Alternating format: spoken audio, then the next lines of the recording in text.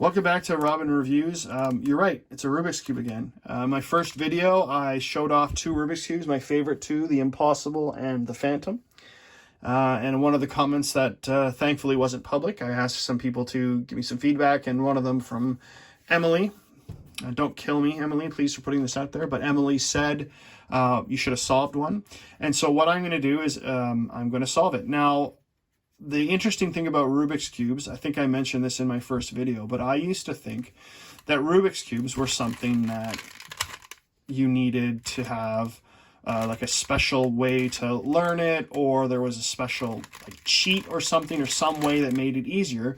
But what I learned through, well, just learning how to do it, was that it's really math. It's, I want to say, 5 or 6 algorithms that if you learn those algorithms and when to use them and what that looks like, then Rubik's Cube goes from something that you otherwise thought might be impossible or something you can't do to something that you can do.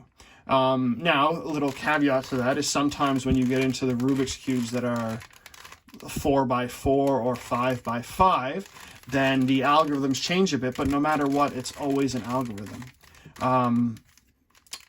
Rubik's has this thing, and I don't know the official name. I think it's like the mirror cube, and what it is it's all silver, but how the Rubik's Cube is different in that regard is that they're shapes. And so each side, for example, has like a different thickness.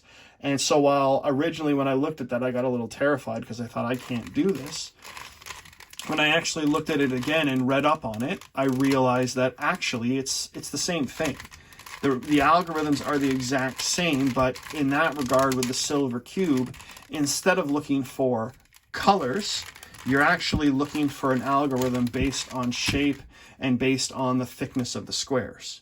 And so, and Rubik's has some fantastic guides.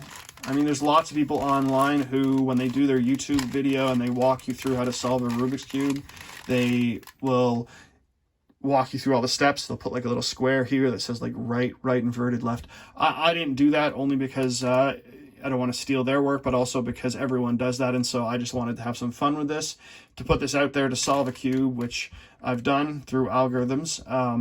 But what I'll do in the comments below is I'll eventually attach a guide for that. But it's a neat thing. This is the OG one. This is the first one I ever got.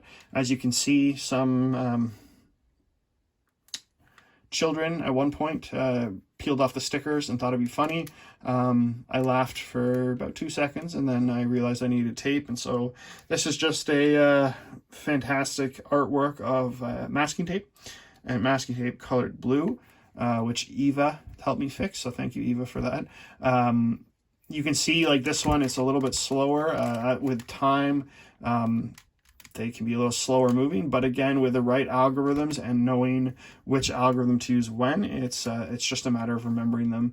And some people do them super fast, but I'm not really worried about speed. I just wanted to have some fun. So thanks for watching. I'll get back to reviewing other things, but Emily, this was for you.